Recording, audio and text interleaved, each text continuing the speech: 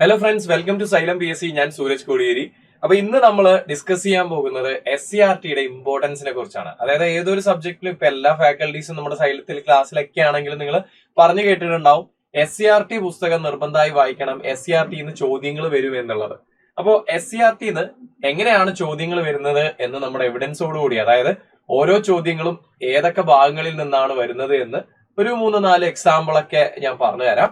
അപ്പോ SCRT നമ്മൾ വായിച്ചിരിക്കേണ്ട ആവശ്യകതയാണ് നമ്മൾ ഇന്ന് ഡിസ്കസ് ചെയ്യാൻ പോകുന്നത്. ഓക്കെ, അപ്പോ ആദ്യം തന്നെ ഞാൻ കൂടുതലൊന്നും പറയുന്നില്ല, വളരെ ഇമ്പോർട്ടന്റ് ആണ്. ഡയറക്ട്ലി ക്വസ്റ്റ്യൻസ് വരാറുണ്ട്. അത് റീസെന്റ് ആയിട്ട് വരുന്ന ചോദ്യങ്ങളിൽ പല പ്രസ്താവന അടിസ്ഥാനമാക്കിയിട്ടുള്ള ചോദ്യങ്ങളിൽ ഓരോ പ്രസ്താവനകളും ഡയറക്ട്ലി നമുക്ക് SCRTയിൽ നിന്ന് കോപ്പി പേസ്റ്റ് ചെയ്തതാണ് എന്നൊക്കെ നമുക്ക് കാണാൻ പറ്റും. അപ്പോ അതിന്റെ ഇമ്പോർട്ടൻസ് ആണ് നമ്മൾ പറയാൻ പോകുന്നത്. ആദ്യം തന്നെ ഞാനൊരു ചോദ്യം എടുക്കുകയാണ്. ഇതെനിക്ക് തോന്നുന്നു 2022 ചോദിച്ച ഒരു ചോദ്യമാണ്. ഇപ്പോ ജോഗ്രഫിയിൽ നിന്നുള്ള ചോദ്യങ്ങളാണ് ഇത്. നമ്മൾ SCRTയുടെ കണ്ടില്ലേ, ഈ ചോദ്യം ആദ്യം ഞാൻ വായിക്കാം. ഇന്ത്യയിൽ ഭൗമതാപോർജ പ്ലാന്റ് സ്ഥിതി ചെയ്യുന്ന പ്രദേശം ഏത്? ഇത് നിങ്ങൾ നമ്മുടെ SCRT 9th സ്റ്റാൻഡേർഡ് 1ാം ഭാഗം വായിച്ചിട്ടുണ്ടെങ്കിൽ ഈ ഒരു ക്വസ്റ്റ്യന് വളരെ സിമ്പിൾ ആയിട്ട് ആൻസർ ചെയ്യാൻ പറ്റുമായിരുന്നു. കാരണം SCRT എന്താണ്, നമ്മുടെ ലോകത്തിന്റെ നെറുകയിൽ എന്ന് പറഞ്ഞിട്ടുള്ള ചാപ്റ്ററിൽ, ആദ്യത്തെ ചാപ്റ്ററിൽ വളരെ വ്യക്തമായിട്ട് എന്താണ് ചൂട് നീരുറവകൾ അഥവാ നമ്മുടെ ജിയോതെർമൽ പ്ലാന്റിനെ കുറിച്ചൊക്കെ ഇവിടെ ഡിസ്കസ് ചെയ്തിട്ടുണ്ട്. അപ്പൊ ഈ ഒരു ടേബിളിലുള്ള ഈ കാര്യം വായിച്ചിരുന്നെങ്കിൽ നിങ്ങൾക്ക് എളുപ്പത്തിൽ ഇതിന്റെ ആൻസർ ചെയ്യാൻ പറ്റുമായിരുന്നു. അപ്പോ കണ്ടില്ലേ, ക്വസ്റ്റ്യൻസ് ഡയറക്ട്ലി SCRTയിൽ നിന്നാണ് വന്നിരിക്കുന്നത്. ഇനി നമുക്ക് SCRTയിൽ എഴുതിയിരിക്കുന്നത് എന്താണെന്ന് നോക്കാം. ഇതിനെക്കുറിച്ച് ഇത് ഇവിടെ കണ്ടില്ലേ, പർവ്വത രൂപീകരണം പോലെ പ്രവർത്തനങ്ങളുടെ ഫലമായിട്ട് ഭൗമോപരിതലത്തിനടിയിലെ ശിലാപാളികൾ ചൂടുപിടിക്കുകയും ഈ ശിലകൾ ഭൂഗർഭജലത്തെ ചൂടാക്കുകയും ചെയ്യും. ഇതിനെയാണ് നമ്മൾ ഹോട്ട് സ്പ്രിംഗ് അല്ലെങ്കിൽ ഗീസർ എന്നൊക്കെ വിളിക്കുന്നത്, അല്ലെങ്കിൽ നമ്മൾ മലയാളത്തിൽ ചൂട് നീരുറവകൾ എന്നൊക്കെ വിളിക്കും. അപ്പൊ ഇതിന് ഉദാഹരണമായിട്ട്, അതായത് ഹിമാലയത്തിന്റെ താഴ്വരകളിൽ ഒരുപാട് ഇതുപോലുള്ള ചൂട് നീരുറവകൾ ഉണ്ട് എന്ന് പറഞ്ഞിട്ട് ഉദാഹരണമായിട്ട് നുബ്ര താഴ്വരയും മണികരണും കീർ ഗംഗയൊക്കെ തന്നിട്ടുണ്ട്. അതിൽ പ്രത്യേകം എഴുതിയിട്ടുണ്ട് ചൂട് നീരുറവയിൽ നിന്ന് നമുക്ക് എന്താണ് ഭൗമ താപോർജം ഉണ്ടാക്കാൻ പറ്റും, എന്ന് വെച്ചാൽ ഇലക്ട്രിസിറ്റി ഉണ്ടാക്കാൻ പറ്റും. ഇതിനെയാണ് നമ്മൾ ഭൗമ താപോർജം അഥവാ ജിയോ തെർമൽ എനർജി എന്ന് വിളിക്കുന്നതെന്ന്. എന്നിട്ട് ഇവിടെ ഏറ്റവും അവസാനത്തെ സ്റ്റേറ്റ്മെന്റിൽ പ്രത്യേകം പറഞ്ഞിട്ടുണ്ട് ഹിമാചൽ പ്രദേശിലെ മണികരൺ ചൂട് നീരുറവയിൽ നിന്ന് ഇത്തരത്തിൽ വൈദ്യുതി ഉൽപ്പാദിപ്പിക്കുന്നുണ്ട്. ഇത് വായിച്ചിരുന്നെങ്കിൽ നിങ്ങൾക്ക് ഉറപ്പായിട്ട് ഇതിന്റെ ആൻസർ കിട്ടുമായിരുന്നു അല്ലെ. ഇന്ത്യയിലെ ഭൗമതാപോർജ പ്ലാന്റ് സ്ഥിതി ചെയ്യുന്ന പ്രദേശം അത് തീർച്ചയായും മണികരണാണ്, ഹിമാചൽ പ്രദേശിലാണ് ഇത് സ്ഥിതി ചെയ്യുന്നത്. അപ്പൊ ഡയറക്ട്ലി നമുക്ക് ആൻസർ കിട്ടി അല്ലെ. അപ്പോ SCRT നിങ്ങൾ വേർഡ് ബൈ വേർഡ് ആയിട്ട് വായിക്കുകയാണെങ്കിൽ നിങ്ങൾക്ക് പല ക്വസ്റ്റ്യൻസിനും ഒന്നുമില്ലെങ്കിൽ ആ ക്വസ്റ്റ്യന്റെ 1-2 ഓപ്ഷൻസ് എലിമിനേറ്റ് ചെയ്യാനെങ്കിലും നിങ്ങളെ ഈ ഒരു അറിവ് സഹായിക്കും എന്നുള്ളതാണ്. പിന്നെ SCRT തീർച്ചയായും കുട്ടികൾക്ക് വേണ്ടി എഴുതിയിരിക്കുന്നതാണ്. നമുക്ക് വായിച്ചപ്പോ ഉറപ്പായിട്ടും മനസ്സിലാവും. സോ വളരെ വ്യക്തമായിട്ട് നല്ല രീതിയിൽ ആദ്യം തൊട്ട് തന്നെ, ചെറിയ ക്ലാസ് തൊട്ട് തന്നെ SCRT വായിക്കുന്നതിന്റെ ഇമ്പോർട്ടൻസ് ഞാൻ പറഞ്ഞുതരാം. ഇനി നമുക്ക് മറ്റൊരു ചോദ്യം നോക്കാം. പക്ഷികളുടെ തൂവൽ പോലെ കാഴ്ചയിൽ തോന്നിക്കുന്ന മേഘം ഇതിലേതാണ് എന്ന് ചോദിച്ചിട്ടുണ്ട്. 10ാം ക്ലാസ്സിലെ പുതിയ SCRT പുസ്തകമാണിത്. ആക്ച്വലി പഴയ SCRT പുസ്തകത്തിലും ഉണ്ട്. പുതിയ SCRT പുസ്തകത്തിൽ നല്ല കുറച്ച് പിക്ചേഴ്സ് ഒക്കെ കൊടുത്തിട്ടുണ്ട്. അതാണ് ഒരു വ്യത്യാസം എന്ന് പറയുന്നത്. കുറച്ച് എക്സ്ട്രാ പോയിന്റ്സും നമുക്ക് പുതിയ SCRT പുസ്തകങ്ങളിൽ നമുക്ക് കാണാൻ പറ്റും. അപ്പൊ ഈ ഒരു പുസ്തകത്തില് 10ാം ക്ലാസ് ദിനാന്തരീക്ഷ സ്ഥിതി എന്ന് പറഞ്ഞിട്ടുള്ള ആ ഒരു ഭാഗത്ത്, ആ ഒരു ചാപ്റ്ററിൽ നമുക്കിത് ഈ മേഘങ്ങളുടെ വർഗീകരണം വളരെ വ്യക്തമായിട്ട് കാണാൻ പറ്റും. 4 പിക്ചേഴ്സിൽ നമുക്ക് 4 മേഘങ്ങൾ ടൈപ്പ് ഏതൊക്കെയാണെന്നും SCRTയിൽ വളരെ വ്യക്തമായിട്ട് പറഞ്ഞിട്ടുണ്ട്. ഇതില് പ്രത്യേകം പറഞ്ഞിട്ടുണ്ട്, തെളിഞ്ഞ അന്തരീക്ഷ സ്ഥിതിയിൽ വളരെ ഉയർന്ന വിധാനത്ത് നല്ല ഉയരത്തിൽ സ്ഥിതി ചെയ്യുന്ന നേർത്ത തൂവൽ കെട്ടുകൾക്ക് സമാനമായി കാണപ്പെടുന്ന മേഘങ്ങളാണ് സിറസ് മേഘങ്ങൾ. അപ്പൊ നമ്മളോട് ചോദിച്ചെന്താ, പക്ഷികളുടെ തൂവൽ കെട്ട് അല്ലെങ്കിൽ തൂവല് പോലെ കാഴ്ചയിൽ തോന്നിക്കുന്ന മേഘം.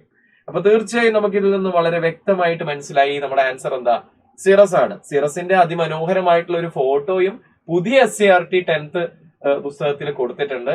അപ്പോൾ പുതിയ SCRTയുടെ പ്രത്യേകത എനിക്ക് ഏറ്റവും പ്രധാനമായിട്ട് തോന്നിയത് നല്ല ഭംഗിയുള്ള പിക്ചേഴ്സ്, കണ്ടു കഴിഞ്ഞാൽ മനസ്സിലാവുന്ന പിക്ചേഴ്സ് കൊടുത്തിട്ടുണ്ട്. പഴയ SCRT അങ്ങനെയായിരുന്നില്ല.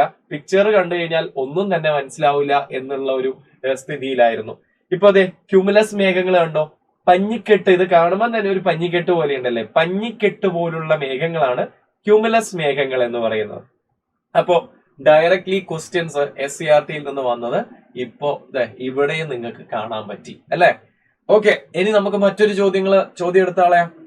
നോക്കിക്കോ, താഴെ തന്നിരിക്കുന്നവയിൽ ട്രാൻസ് ഹിമാലയത്തിൽ ഉൾപ്പെടുന്നത് ഏത്? SCRTയില് ട്രാൻസ് ഹിമാലയത്തിന്റെ ഈ വർഗീകരണം പ്രത്യേക ഒരു ടേബിളിലൊക്കെ കൊടുത്തതായിട്ട് കാണാൻ പറ്റും. പോരാത്തതിന് പിക്ചർ അടക്കം കൊടുത്തിട്ടുണ്ട്. പിക്ചറിൽ ഞാൻ ഹൈലൈറ്റ് ചെയ്ത് വെച്ചിട്ടുണ്ട്. ഈ പറഞ്ഞ 3 പേരാണ് ട്രാൻസ് ഹിമാലയ: കാരക്കോറം, ലഡാക്ക്, സസ്കർ. ഇനി ട്രാൻസ് ഹിമാലയം എന്ന് കേൾക്കുമ്പോ ക ല സ എന്ന ആ ഒരു കോഡ് ഓർക്കുക. കാ ഫോർ കാരക്കോറം, ല ഫോർ ലഡാക്ക്, സ ഫോർ സസ്കർ. ഇന്ത്യയുടെ ഏറ്റവും വടക്കേയറ്റത്തെ പർവ്വതനിര ചോദിച്ചു കഴിഞ്ഞാൽ എന്താ ആൻസർ? കാലാസക, കാരക്കോറമാണ്. ഇനി ഏറ്റവും തെക്ക് ഭാഗത്തുള്ള ട്രാൻസ് ഹിമാലയം ചോദിച്ചാലോ? ട്രാൻസ് ഹിമാലയമേ കാലാസാസ, സസ്കർ ആണ്. ലഡാക്ക് ഏതൊക്കെ പർവ്വത നിരകളുടെ ഇടയിലാ? കാരക്കോറത്തിനും സസ്കറിനും ഇടയില. അപ്പൊ ഈ ഒരു ഒറ്റ കാര്യം ഇതിൽ നിന്ന് തന്നെ നമുക്ക് പിക്ചറിൽ നിന്ന് തന്നെ വളരെ വ്യക്തമായിട്ട് മനസ്സിലാവും.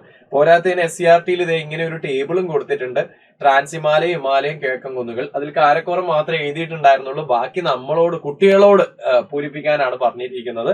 ഞാൻ പൂരിപ്പിച്ചിട്ടുണ്ട് ലഡാക്ക്, സസ്കർ അല്ലെ. അപ്പോ ഇതാണ് നമ്മുടെ ആൻസർ. അപ്പൊ ഈ ക്വസ്റ്റ്യന്റെ ആൻസർ എന്താന്ന് നോക്കാം അല്ലെ. ട്രാൻസ് ഹിമാലയത്തിൽ ഉൾപ്പെടുന്നതാണ് ചോദിച്ചത്. അപ്പൊ ലഡാക്ക് ശിവാലിക് ആണോ? അല്ല. ലഡാക്ക് സസ്കർ സി, ഇതാണല്ലേ ആൻസർ. അടുത്ത് നോക്കാം, കാരക്കോറമാണ്. കാരക്കോറം നാഗാ കുന്നുകൾ അല്ല. സസ്കർ പത്കൈ അല്ല. യെസ്, ഇതിൽ നിന്ന് ആൻസർ കിട്ടി. ലഡാക്കും സസ്കറും ഓപ്ഷനിലുണ്ട്. സി ആണ് ആൻസർ. ഇപ്പൊ കണ്ടില്ലേ, ഡയറക്ട്ലി SCRTയിൽ നിന്നൊരു ചോദ്യം വന്നത് കണ്ടില്ലേ. ഇനിയുണ്ട്, ഒരുപാട് ചോദ്യങ്ങൾ ഇനിയുണ്ട്. അടുത്തൊരു ചോദ്യം. ഈ നമ്മള് SCRTയിൽ എപ്പോഴും ഇതുപോലുള്ള ബോക്സുകളിൽ ചില ഫാക്സുകളൊക്കെ എഴുതിയിട്ടുണ്ടാവും. അത് നിർബന്ധമായി വായിക്കാം. അത് PSC എക്സാമിന് എപ്പോഴും ചോദിക്കുന്ന കൈൻഡ് ഓഫ് ക്വസ്റ്റ്യൻസുകളായിരിക്കും. അപ്പോ ക്യൂരിയസ് ഫാക്ട്സ് എന്നൊക്കെ പറഞ്ഞിട്ട് എഴുതിയിട്ടുണ്ടാവും. അല്ലെങ്കിൽ ഇതുപോലെ ബോക്സിലൊക്കെ ഇട്ട് വെച്ചിട്ടുണ്ടാവും. നിർബന്ധമായും വായിക്കാം.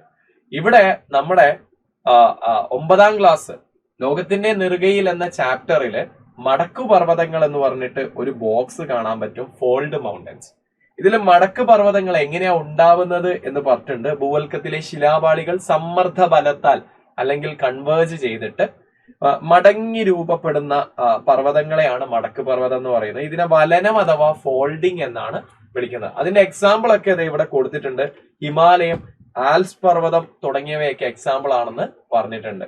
അപ്പോ നമ്മുടെ ക്വസ്റ്റ്യനും ഇത് തന്നെയായിരുന്നു. താഴെ കൊടുത്തിരിക്കുന്നവയിൽ മടക്കു പർവ്വത നിരയ്ക്ക് ഉദാഹരണം. തീർച്ചയായും നമുക്ക് ഇവിടെ കാണാൻ പറ്റും. ഈവൻ ഈ ഒരു ഇതിൽ കൊടുത്ത ആൽപ്സ് ഡയറക്ട്ലി ഇവിടെ കൊടുത്തിട്ടുണ്ട്. പക്ഷെ ഇതിൽ ഒരു കാര്യം കൂടി ഞാൻ പറയാം. ആൽപ്സ് മാത്രമല്ല, ഈവൻ അറ്റ്ലസും ഒരു മടക്ക് പർവ്വതം തന്നെയാണ്. പക്ഷെ ഒരു പഴയ മടക്ക് പർവ്വതമാണ് അറ്റ്ലസ്. അപ്പൊ ബിയും സിയും ശരിയാണ്. അപ്പോ ഇതാണ് ആൻസർ ആയിട്ട് വരുന്നത്. ഡി ആണ് ആൻസർ. ബി ആൻഡ് സി എന്നുള്ളതാണ് ആൻസർ. അപ്പൊ ആൽപ്സ് എന്നുള്ളത് തീർച്ചയായും നിങ്ങൾക്ക് SCRTയിൽ നിന്നും ഡയറക്റ്റ് വായിച്ചെടുക്കാൻ പറ്റുന്ന ഒരു പോയിന്റ് തന്നെയായിരുന്നു. അപ്പോ കണ്ടില്ലേ, SCRTയിൽ നിന്നാണ് മോസ്റ്റ് ഓഫ് ദി ടൈംസ് നമുക്ക് ക്വസ്റ്റ്യൻസ് ഡയറക്ട്ലി വരുന്നത്. പല ക്വസ്റ്റ്യൻസുകളും കോപ്പി പേസ്റ്റ് ചെയ്തതായിട്ടൊക്കെ, സ്റ്റേറ്റ്മെന്റുകൾ, പ്രസ്താവനയുള്ള ചോദ്യങ്ങളിലൊക്കെ കോപ്പി പേസ്റ്റ് ചെയ്തതായിട്ടൊക്കെ റീസെന്റ് ആയിട്ട് നമ്മൾ കാണാൻ തുടങ്ങിയിട്ടുണ്ട്. അപ്പൊ സ്വാഭാവികമായിട്ട് നിങ്ങൾ എന്ത് ചെയ്യണം? എപ്പോഴും SCRTയിൽ ഫോക്കസ് ചെയ്യണം. SCRT വേർഡ് ബൈ വേർഡ് ആയിട്ട് വായിക്കണം. നിങ്ങൾ ഇങ്ങനെ ചെയ്തോളൂ. SCRT വായിക്കുമ്പോൾ ഒരു ടോപ്പിക്ക് വായിക്കുകയാണ്, ലോകത്തിന്റെ നെറുകയിൽ ഉത്തര പർവ്വത മേഖലയാണ് വായിക്കുന്നത് എന്ന് വിചാരിക്കുന്ന 9th സ്റ്റാൻഡേർഡ്. അപ്പൊ ആ ചാപ്റ്റർ വായിക്കുന്നതിനോടൊപ്പം ഒരു റാങ്ക് ഫയൽ എടുത്തു വെക്കുക. റാങ്ക് ഫയലിൽ ഉത്തരപർവ്വത മേഖല വായിച്ചു പോവുക. അപ്പൊ ഉത്തരപർവ്വത മേഖല SCRTയിൽ വായിക്കുന്നു, റാങ്ക് ഫയലിൽ ഉത്തരപർവ്വത മേഖല വായിക്കുന്നു. അപ്പോ വളരെ സിമ്പിൾ ആയിട്ട് ആ ഒരു ടോപ്പിക്ക് വളരെ വ്യക്തമായിട്ട് നിങ്ങൾക്ക് മനസ്സിലാവുന്ന രീതിയിലേക്ക് മാറും. അപ്പൊ അവിടുന്ന് എങ്ങനെ ക്വസ്റ്റ്യൻ വന്നാലും ചോദിച്ചാൽ ആൻസർ ചെയ്യാനും പറ്റും. അതാണ് അതിന്റെ ഒരു ഗുണം എന്ന് പറയുന്നത്. അപ്പൊ SCRTന്റെ ഇമ്പോർട്ടൻസ് ഒക്കെ മനസ്സിലായില്ലേ? ഓക്കെ. അപ്പോ നമ്മുടെ സൈലം PSCയിൽ പുതുതായിട്ട് നമ്മളൊരു ബാച്ച് സ്റ്റാർട്ട് ചെയ്യാണ്. സെപ്റ്റംബർ 15-ാം തീയതി 1499 രൂപയാണ് ഒരു വർഷത്തേക്ക് ഈ ഒരു കോഴ്സിന്റെ ഫീ എന്ന് വരുന്നത്, അല്ലെങ്കിൽ ടിൽ എക്സാം വരെയുള്ള ഫീ എന്ന് പറയുന്നത്, കമ്പനി ബോർഡ് LGSന്റെ ഈ ഒരു കോഴ്സിലേക്ക് നിങ്ങൾ പ്രിപ്പയർ ചെയ്യുന്ന എല്ലാവരെയും ഞാൻ ക്ഷണിക്കുകയാണ്. നമ്മുടെ സൈലം PSCയിലെ പ്രഗത്ഭരായിട്ടുള്ള എല്ലാ അധ്യാപകരും നമ്മുടെ ഈ ഒരു കോഴ്സിൽ വന്ന് ക്ലാസ് എടുക്കുന്നതാണ്. അപ്പോൾ വളരെ ഫ്രം ദ ബേസിക്സ് ഒട്ടും അറിയില്ല എന്ന് ഉദ്ദേശിക്കുന്നവർ വരെ ഉണ്ടെങ്കിൽ ധൈര്യത്തിൽ ജോയിൻ ചെയ്യുക. നമ്മൾ ഫ്രം ദ ബേസിക്സ് തുടങ്ങിയിട്ട് ഓരോ ലെവലിലേക്ക് നമ്മൾ കൊണ്ടുവരും. അതിനുശേഷം ഈവൻ നമ്മൾ ടോപ്പിക് വൈസ് ഒക്കെ റിവിഷനും കാര്യങ്ങളൊക്കെ ചെയ്യും. ഇപ്പോൾ എക്സാം വരെയാണ് നമ്മുടെ കോഴ്സ് നീണ്ടു നിൽക്കുന്നത്, അല്ലെങ്കിൽ ഒരു വർഷം വരെ. അപ്പൊ ഇതിന്റെ പ്രൈസ് എന്ന് പറയുന്നത് 1499 രൂപ മാത്രമേ ഉള്ളൂ. അപ്പൊ കമ്പനി ബോർഡ് LGSന് പ്രിപ്പയർ ചെയ്യുന്നവരെല്ലാവരും എന്ത് ചെയ്യുക, എത്രയും പെട്ടെന്ന് ഈ കോഴ്സിലേക്ക് ജോയിൻ ചെയ്യാം. അപ്പൊ അടുത്ത ക്ലാസ്സിൽ കാണാം കേട്ടോ. ബൈ.